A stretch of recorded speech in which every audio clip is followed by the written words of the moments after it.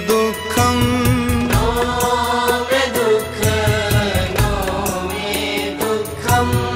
आनन्दो मे वर्षति वर्षति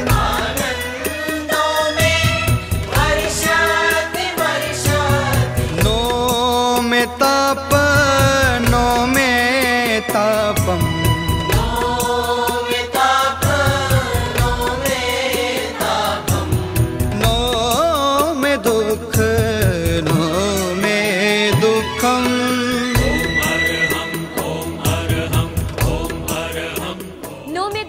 अर्थात मुझे कोई भी दुख नहीं है कि इस धारावाहिक अंक में आप सभी का स्वागत, अभिनंदन। कहते हैं स्वस्थ भावना, स्वस्थ मन और स्वस्थ शरीर की अहमियत वही समझ सकता है जिसने व्याधि और रोग को भोगा हो।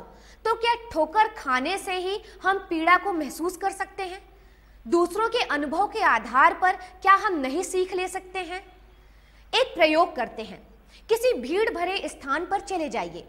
वहां पर लोगों के चेहरों में उभरे हुए तनाव को आप साफ देख सकते हैं। अक्सर बस और ट्रेन पकड़ते समय लोगों के चेहरों पर तनाव आपको साफ नजर आ जाएगा। इनमें से कुछ तनाव रहित चेहरे भी मिल जाएंगे। बस और ट्रेन तो दोनों ही पकड़ लेते हैं, फिर तनाव किस लिए? भावनात्मक रूप से, मानसिक रूप से और शारीरिक रूप से स्वस्थ व्यक्ति को सब कुछ सहज और सकारात्मक लगता है। वहीं इसके विपरीत इन तीनों प्रकार से अस्वस्थ व्यक्ति को सब कुछ असहज और नकारात्मक लगता है। सिख धर्म के 10वें गुरु गुरु गोविंद सिंह जी की वाणी में वेखन आयो जगत तमाशा, मैं इस जगत का तमाशा देखने आया हूं। यानी इस जगत को संभाव रूप में देखने का प्रयत्न कीजिए। प्रेक्षा ध्यान आपकी सहायता करेगा। आपके शरीर से ऐसे रसायनों का स्राव होगा कि तनाव और तनाव के कारण दोनों ही स्थिति में आपको वो सहज बना देगा। आज का जो व्यवसाय का तरीका बदल गया है, टेक्निक बदल गई है। आज अधिक उत्पादन और अच्छा उत्पादन, सबसे बढ़िया उत्पादन हो, उस पर जोर दिया जाता है। और उसको लेने के लिए फिर जो कर्मचारी काम करते हैं उन पर बहुत बड़ा भारी दबाव पड़ता है। ऐसा इतना उत्पादन होना ही चाहिए, ऐसा बढ़िया होना ही चाहिए। तो इसके होने के कारण से उनके ऊपर दबाव पड़ता है। दबाव पड़ने से उनके टेंशन बढ़ जाता है और वो बीमार हो जाते हैं। ये एक कारण है, मोटा कारण ये बन रहा है। तो इसको हम कहते हैं कि भाई स्थितियाँ तो रहेंगी, इन स्थितियों में आप अपने आप को तैयार करो। अपने आप को रोज़ाना, जैसे घर में रोज़ाना झाड़ू लगा दी, कचरा इकट्ठा नहीं होगा, वैसे रोज़ अपना योग साधना में आसन, प्राणायाम, ध्यान, इनका रोज़ाना अभ्यास करते जाओ तो रोज़ाना कचरा आएगा, साफ होता चला जाएगा। आपको कचरा इतना दुख नहीं देगा, ऐसी टेंशन आपको कोई दुख नहीं देगा। आयुर्वेद की भाषा में वात पित्त कफ का संतुलन बिगड़ता है, आदमी बीमार हो जाता है। मेडिकल साइंस की भाषा में रासायनिक संतुलन बिगड़ता है, हार्मोन्स के सिक्रेशन में अंतर आता है, व्यक्ति बीमार बन जाता है। एक्यूप्रेशर, एक्यूपंक्चर आदि जो प्रणालियां हैं, उनकी भाषा में प्राण का संतुलन बिगड़ता है और आदमी बीमार हो जाता है। प्राण विद्युत, हमारे शरीर में जो बिजली है, प्राण है, उसका संतुलन बिगड़ता है, आदमी बीमार हो जाता है। ये अलग अलग भाषाएं हैं, शायद तात्पर्य में बहुत भिन्न नहीं हो। संतुलन बिगड़ता है।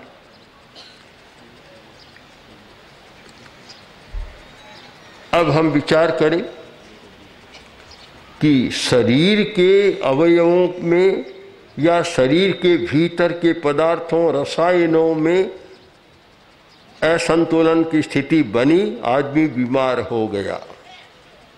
ये तो ठीक है, पर ऐसा क्यों हुआ उस पर विचार करें तो हमें पहुंचना होगा भाव जगत पर। भाव बीमारी का एक मुख्य कारण है और इस पर हमने प्रेक्षा ध्यान में बहुत चर्चा की है कि भाव और रोग, शरीर तो बेचारा माध्यम है, उसे तो भुगतना पड़ता है। मन में ईर्ष्या का भाव आया और पेट में फोड़ा व्रण हो गए। प्रतिक्रिया का भाव या असहिष्णुता का भाव आया और शरीर में गांठें हो गई, ग्रंथियां हो गई। जितनी बड़ी बीमारियां हैं शरीर में होने वाली, उन पर हम विचार करें तो सीधा संबंध भाव के साथ जुड़ता है। आपको शायद मालूम ही होगा कि हमारे देश में सबसे ज़्यादा शायद डायबिटीज़ के मरीज़ हैं। कम से कम 5 करोड़ लोग हैं और इसकी संख्या 3 गुना बढ़ने वाली है पिछले 20 साल में। हार्ट डिजीज़ के भी मरीज़ बहुत ज़्यादा हैं हमारे देश में। ये कैलकुलेट किया गया है कि अगले 10 सालों में 60% जो हार्ट के मरीज़ हैं हमारे देश में होंगे। इस वक्त ही 25 लाख लोगों की मौत होती है हार्ट अटैक से, हार्ट डिजीज़ से, यानी कि 1 मिनट में 5 आदमियों की मौत हो रही है और इसकी संख्या बढ़ने वाली है। तो योग एक बहुत सिंपल तरीका है, अगर ये किया जाए तो इस बीमारी से बचा जा सकता है। एक तो हमने बताया, और अगर बीमारी हो भी गई है तो इसको आप बढ़ने से रोक सकते हैं, रिवर्स भी करना शुरू कर सकते हैं। तो हमने प्रेक्षा ध्यान के द्वारा दिखाया कि इस बीमारी के अंदर बहुत फ़ायदा हो सकता है। जैसे ही बोर्ड, यूनिवर्सिटी और प्रतियोगिता परीक्षाओं का समय आता है, बड़े बड़े स्कूल और कॉलेजों के ग्रुप हमसे ध्यान के लिए संपर्क साधने लगते हैं। प्रेक्षा ध्यान स्मरण और एकाग्रता बढ़ाने में मदद करता है और इसी के चलते हमने आचार्य श्री तुलसी के जन्म शताब्दी वर्ष में उनके अनुव्रत कार्यक्रम के तहत स्कूल और कॉलेजों के शिक्षा विभाग से मिलकर बच्चों में आक्रामकता को दूर करने के लिए एक कार्यक्रम चलाया। आक्रामकता भी तनाव जनित दोष है, विकार है। स्वामी धर्मानंद जी के नेतृत्व में एक उच्च स्तरीय व्यावसायिक टीम का गठन किया गया, जो स्कूलों के शिक्षा विभाग से समन्वय स्थापित करके इस कार्यक्रम को चला रही है। आंखें बंद, महाप्राण ध्वनि।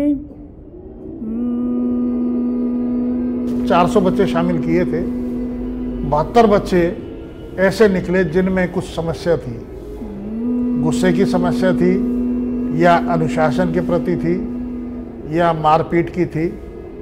उन बच्चों का अलग से सप्ताह में 2 बार प्रेक्षा ध्यान और इसका गतिविधियां कराएगी।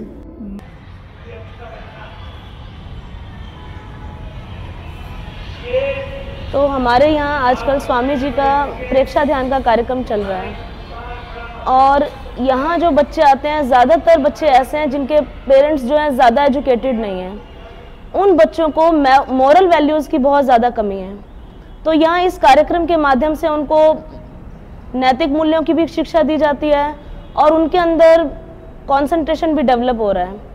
क्योंकि वो लोग जिस माहौल से आते हैं उसमें यही है, उनका गेम ही यही है। उनका गेम क्या है? एक को मारना, दूसरे को मारना, ये उनके एक तरह से गेम्स हैं। तो अब वो नहीं है इनमें इतना।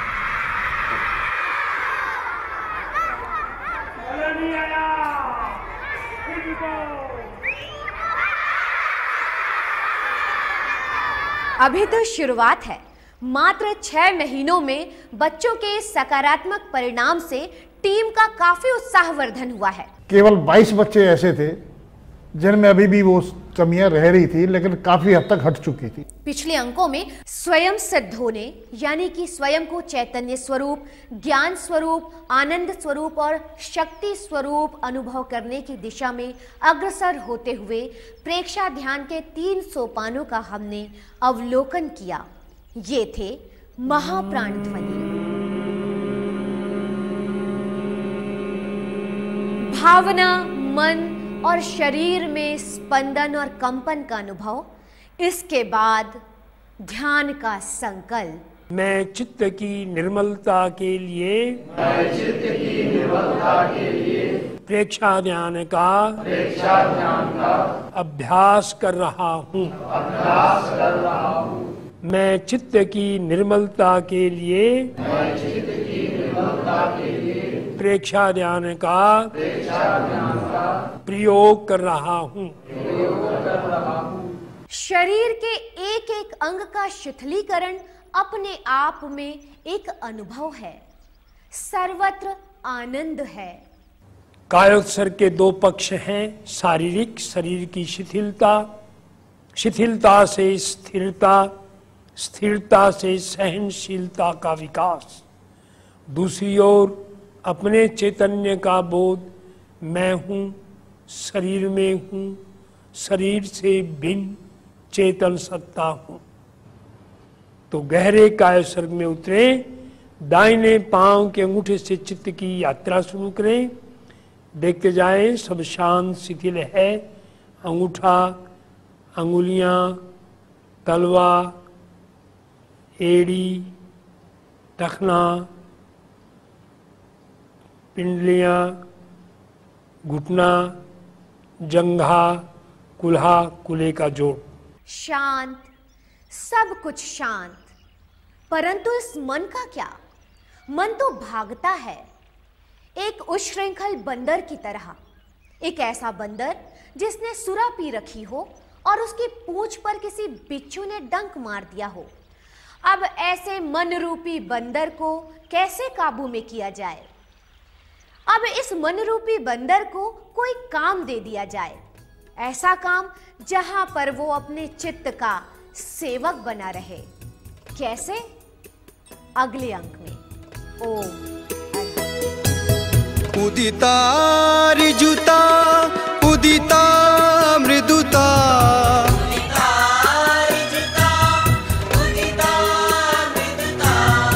उदितां तुष्टि, उदितो धर्म,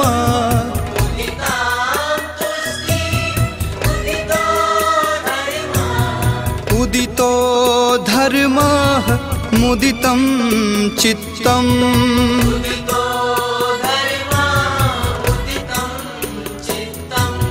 मुदितं चित्तं, मुदितं चित्तम्।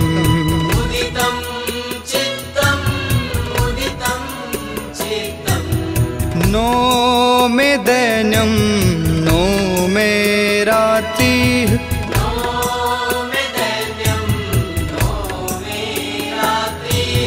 नो मे दुःख, नो